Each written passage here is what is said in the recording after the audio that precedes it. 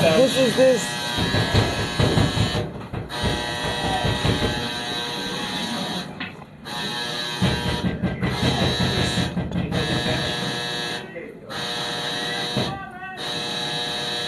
Everybody on the ground, damn it! Get on the ground! Get over there! Go! Get over there, man! Let's go! Get up! Get up! Everybody up! I said get up! Get up! I said get up! Get up! Get up! Get up! Get up! Everybody on the... Okay. Stop.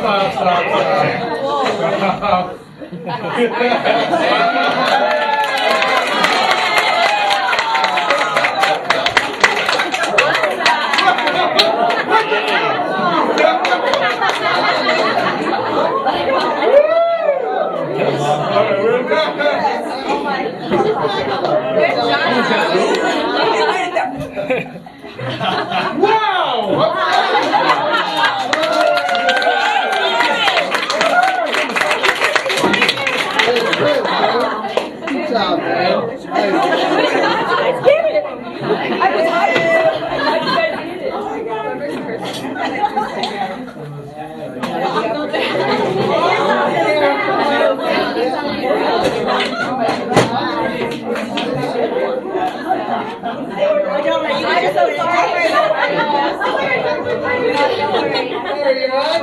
Very good, real.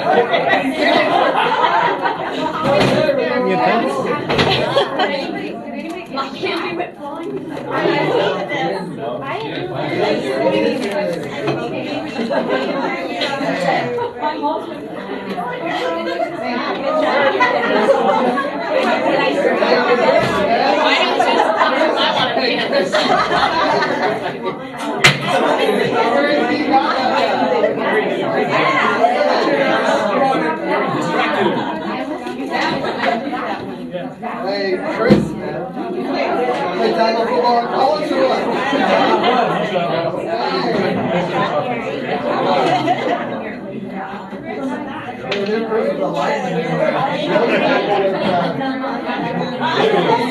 That was the first Okay, our scenarios are done. We're done.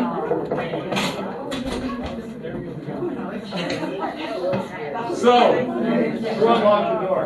huh?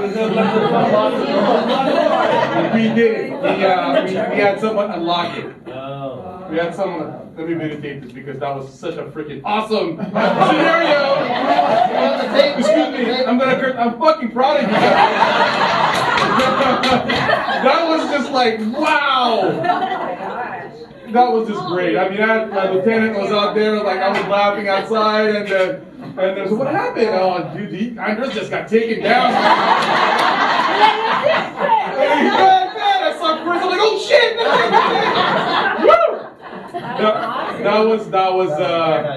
That was great. I mean, And it wasn't just one person, people jumped in. Yeah. right. Now that's.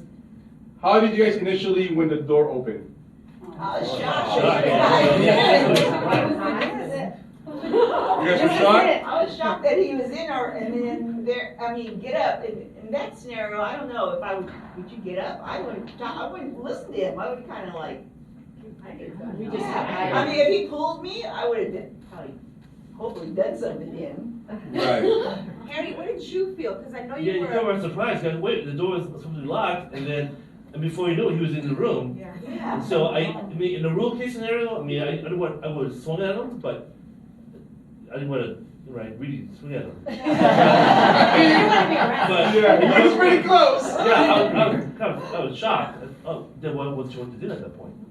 You know, he was already in with the guy. I guess I didn't like how well that barrier didn't work very well at all. Like, you touched those desks. Yeah. Yeah. That barrier sucked. Yeah. Yes, that's right. That's why I'm kind of glad we did this scenario where when Andres walked in, he just slowly peeled it away. Now with one hand and his rifle in the other hand, right? It was pretty easy. Yeah, very easy. I just flipped. Yeah. So that's a good point, Steve. Anybody? Go ahead, man. I thought for a second that he was actually supposed to be being the police because he's in dark clothing and he has the. Right. That's so I thought like, That's oh the wait, point. he thinks the shooter's in here or whatever, and so we just gotta be, you know. Right, That's important. right, exactly. Not that we got the same outcome, but that actually happened at San Gabriel High School, just like that. Right, years ago, right, years ago. You're the one that got grabbed, right? Tell me what's on your mind when he grabbed you. Well, I kept watching the gun when he came in, and he didn't shoot anyone. If he started shooting, I probably would have ran. But then he walked in, and the gun was just kind of dangling down. And knowing that I had a chance, I could have grabbed it out of him. So I waited for that opportunity. I kind of hide behind the desk and everything. And when he grabbed me, then that's when I had my chance. Chris, because your second's like Batman. What was it? I was like behind the table. I kind of saw like who's moving the people over. It's like, oh, that can't be a good thing because it seems like he's positioning everybody to one particular point. So, I mean, as soon as I saw Gary make a move, then I have to just jump in because I figure I still got a lot of people here that chances are they'll come and help. Right. I just kind of knew we had a lot of people here. Perfect, perfect. And that's what I know if tomorrow we'll talk about the run, fight, and hide. So those are the things that they're trying to implement with you guys, and that's good. I mean, before when Columbine, even like in 9/11, those people didn't fight in the plane, right? What did they do? They just sat there and complied with except for Flight 93. Those are the people that fought and actually, stopped whatever that the terrorists were going to do. But in this situation, what you guys did, I mean. And I was, when Mike told me you guys they're gonna do this, I was like, oh man, I hope that. I didn't know. I'm proud of you guys for reacting like that. I'm also kind of worried because I don't want you to hurt my partner right here. That's why I said stop. We're good. But you guys did a good job on reacting, and then nobody actually taught you that, right? It's just your instinct and your observation, pretty much. You saw the gun was done, he wasn't shooting anybody, that's good you start thinking about. Is he shooting someone immediately? You know what I mean? He was actually distracted with you when you grabbed the gun, what happened? He just told me outside when he grabbed your gun, he was like, oh shit. And then when you came from behind, Chris, that was good. It's important that you. And that was a video, that was awesome. We'll put it on YouTube, man. Because you could have easily been like the victim in that scenario, and like, okay, so now all of a sudden he's a hostage per se, or the leverage that he has. But instead, he looked for the tiniest bit of vulnerability, when his gun was hanging, and you acted on it. And you jumped on it, because Yeah. otherwise, if it's him by himself and everybody's not pitching in, it would have looked differently. Right. Right. Some of us might be thinking, oh, what would I be able to do? Or, okay, this person has a gun, but, we're 30 or however many people versus one. Yeah, he has a gun, but that's your only chance, maybe. Right. I mean, there was the incident in Paris, the train, where those 3 active duty military guys and the British businessman, when they attacked the guy, it's the same thing. It's the same scenario. And that split second, his rifle jammed. He had an AK-47. His rifle jammed. When it jammed, the 3 military guys and the British businessman came in and tried and attacked the terrorists. So it's like the same concept. Again, how did you feel when he walked in here? What was going through your head? We were hiding here. We set up our own little library. Did you know what was going on? Did you know he would enter the I classroom? couldn't see, but I can hear him inside, and I can hear his voice a lot clearer, so we knew he was inside. Okay. So she called the number, and I don't know. Who called 911? She called. Oh, good. Okay. So, Did someone pick up? Yeah, someone picked up and they asked me what did he look like. Okay, good. And I ran through the whole what did he look, his hair, his clothing, his Okay. jeans. Were you able to describe it even though the lights were out? You were able to describe I it? peeked Okay. And how many of you would not be able to describe what he was wearing, just because of the impact of the surprise element and all that? Anybody would not be able to honestly, I just saw him come in. I don't know that I would be able to say. I would put my desk down. I would not. Yeah. We So didn't I- see him. yeah. Yeah. Is there a way, Manny, that police teaches or identifies to be able to remember a suspect? For what? If someone, Like, if, I mean, someone comes in the room. the only thing you can identify is how he was acting, maybe his behavior. The thing is, like these, like the one in the shooting in the Batman premiere shooting in Colorado. That guy dressed in fatigue or in police uniform type fatigue.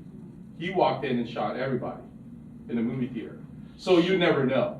But I guess the only thing with Janice, the only thing I can tell you is you can identify is by the fact that his behavior is. You should then you get, because police won't, I don't think the way we would do an entry. First of all, if someone comes in, it's not gonna be one person. For us, it would be tactical. We will come in at least 2 or 3 people when we come inside a classroom and sweep the classroom or sweep the room. As you said, he's the only one that came in, and the way his behavior towards you guys, get up, doing that kind of stuff, I believe there's signs or I would say red flags that, oh, this guy's the bad guy. This guy's here to come to kill us. So. But you didn't actually simulate shooting anybody, right? No, I didn't have. Okay. Okay. Yeah. Thank God.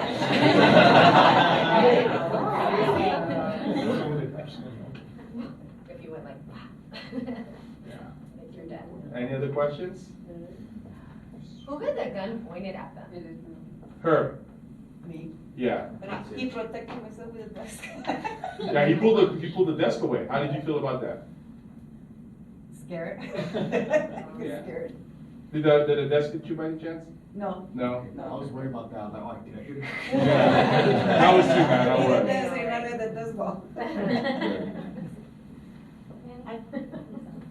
Yeah. If someone is on the phone and let's say the room was quiet and I'm on the phone and someone asks me a question and then I make a noise, the shooter come in and will hear me and identify that I'm on the phone. You know what? How do I You do? continue talking until, if you like, for example, let's say the shooter came in, I would just put the phone on the side, don't even hold it, and start talking. Start talking just talking out loud so the dispatchers can hear you. You know what I mean? Anybody see the movie Taken? Do you remember the part when his daughter got taken out? Right? Remember what was he saying? Oh, when you get dragged out of here, keep talking, give me descriptions of whatever was going on. It's kind of like the same concept. I mean, if you watch, it's a good question though. Would you put the phone down? Would you still keep talking? I'll put the phone down and keep talking. She wouldn't know if you're talking to her, especially if the room was dark. You know what I mean? So. Did anybody think about running out once he was inside? Too many deaths in the Maybe the people there, when he was over there, maybe the people there. Tough call. Yeah, it There's is. more That's a people good point, outside. especially our elementary sites, and my staff being predominantly female, I'm not sure if anyone could have the strength to overpower a gunman, Derek's size. And then we also have children in the classroom as well. And so at that point, if a gunman wants to come in the classroom enter that far, running may be our best option. Right. Another thing I'm thinking about is, I don't know if our classrooms had anything that would be a suitable barrier to keep someone like him coming in. Right. 'Cause I mean, that stack of chairs is the best thing I had. Right. And I'm not sure if I could even lift that file cabinet, No, I mean, it's gonna be hard, yeah. Yeah, so I'm struggling with that whole barrier Right. strategy. But it's still a barrier. You gotta think about that. He still has to pull that. It took time for him to peel those chairs out. It took seconds, and seconds sometimes all you need. You know what I mean? And maybe something you gotta be wary about, like, yes, you guys wanna duck your head, but sometimes it's good to kinda like look at the surroundings, see what's going on. You gotta train yourself on doing that. You gotta train yourself, especially when you're going to a bank or you're going to your car during Christmas season. Don't look tunnel vision. And unfortunately, a lot of us are tunnel vision. When we walk, we gotta go somewhere, it's tunnel vision. But try teaching yourself to look around, assess the area. When he walked in, I saw a lot of you guys all ducked like that. It's fun because that's how you guys know what you know. But now I think in this kind of scenario, well, shit, maybe I need to just kind of look up to see what's going on. You're still hiding behind the barrier, but make sure to see what's going on. I mean, you're on the phone, right? But you see what's going on, right? And that's good that you're doing that. But for everybody else in this room, you guys just need to be more aware. And if you're not making the calls, if you're not doing anything, it's good that you're doing that. Because, Chris, if you were hiding and not cover your eyes. And what's your name again, man? Gary. Gary. If Gary was the one who took the gun, I mean, you probably wouldn't be able to do that. if I wasn't able to jump on immediately, within seconds. Again, all you need seconds, man. And he was distracted. He knew what his vulnerability was, and that's why he was able to do that. So just be mindful of that. Like, you know what? Like, start training yourself when you go to anywhere, to the bank, to the restaurant, wherever, picking your kids up. Right, be self-aware. Just be self-aware. Not because you guys are parent, but because you're checking your surroundings and what's going on. Yeah, it's like you're leaving the gym, or you still have your headphones in, Yes. and you're walking to your car. Yes. Or then digging for your keys. These are all things that make us focus. Right. Jennifer's right about that. And one thing, like, you know, I see a lot of our kids, especially our girls, our high school girls, or junior high kids walking around they're walking around with looking at the cell phones, just looking, not paying attention to what's going on, and they're vulnerable for predators or for people, you know. And with headphones, you know. So you can't hear. You don't Right. pay attention to anything. Maybe especially like elementary schools, like, you know, Steve and Debbie and well, you could be retiring, but. I don't know if you still want, but Not yet. Not yet. But during your Another year to or train Chris, kids. you know, during your student assembly first year, talk about the fact that, hey, you know, be aware that, you know, when you're walking around for safety, don't look at your cell phone. Yeah, Look at totally the situation. unrelated, but in Right. Covina, about 2 years ago, a Charter Oak student was killed by the train because there's a train track on the way to the high school, and he had his headphones, and he couldn't hear the train coming. Yeah. So you want to, you know, always be aware. You know, fall into something, like. Just another thing, I liked how you guys had like the desks like scattered amongst the floor. Yeah, that's Like, good- little that's a good days. point. That made it actually harder for me to maneuver going around, because it's like, all right, now there's a desk here, and at the same time, I'm trying to see who's behind me, who's in front of me, who's to the side. To be honest, I only saw that side of the class because I felt pinned with the desk here. So obstacles in a way help. Yeah, I mean, even though that's a good point, I'm glad you brought that up. Because your point of view was when you walked in, there's a lot of, there was maze. Correct, yeah. Yeah, a lot of, and you didn't even know the setup of the room, right? Correct. Obviously? That was like, the first thing I saw was the desk, I flipped the desk, then I saw first people here, but then as I scanned, like, dude, there's like nowhere to walk around here. That's a good point. Yeah, so I'll, you know, I mean, when we do the briefing, obviously I'm gonna talk about this scenario. Right. You know, we're gonna do the, yeah. Can we get the video, or? Can we get the video? I think it's No, show it over there? Yeah, I think it's possible. Possible? I think that's I don't know, because we were the first ones to do it. This is the first classroom to do it, so those other people, we don't know how they're gonna react. So, but I would suggest that just the first one to do it, I mean, I think that was. You make your superintendent proud. Yes. Yeah. Yes, I think so, yeah. Chris is getting a promotion. Yeah. Gary and Chris are getting promotions. Exactly.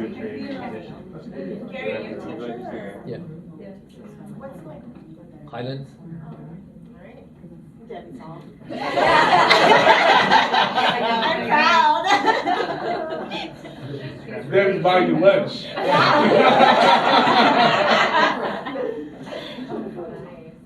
Any other thoughts, questions, comments? No. Just something to share, you know, like we've done lockdown drills at our site, and I talk to my kids and I debrief all the time. And like we have 2 doors. This one only has 1 door, which is really unfortunate. But in my classroom we have 2, so I always 2 on tell each side, right? Yeah, 2 on each side. I tell the kids to hide, and I'm actually standing by a door with a really sharp pair of scissors. And I'm telling them if something were to happen, I'll do my best to protect you, but you guys need to get out the other door. And it's just, you know, like we always think about like, what are we gonna do if we were stuck in a classroom? You know, our kids, they can't defend themselves, because I teach 1st grade. So I'm always like telling them, you know, what are you gonna do when I'm gonna do something for you? Because I can't, you know, protect all of you at once, you know. And it's good what you say, the scissors. Brad, you said look at any object. You know, the tape dispenser, the scissors, whatever it is around the classroom. And for your female teachers, high heels. I don't think the elementary teachers are wearing high heels, right? Yeah, it's tough with that too, because it's like you think the objects can be used against you also. As a counselor in my office, I always keep my sharp objects put away because, you know, I don't know if, you know, maybe a kid is gonna have a bad reaction in there or something and, Exactly. you know, decide to hurt himself or Then you have secondary matters that you have to deal with. 10:45. So we've got about. You guys chill the rest of the time, 20 minutes? You want actual bathroom break? You want to go and see if bathroom break?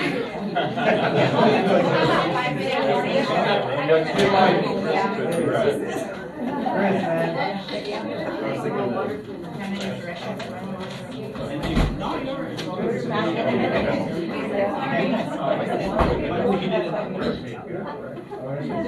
Good bread. Sorry. Yeah, so now I'm gonna go. First, No, it is locked.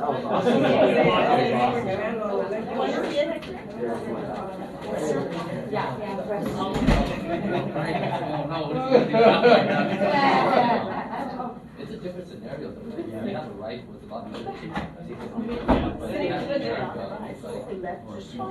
Yeah, like what would I do? I always think about that. Really? I'll pull it out of the hand. No, for a different.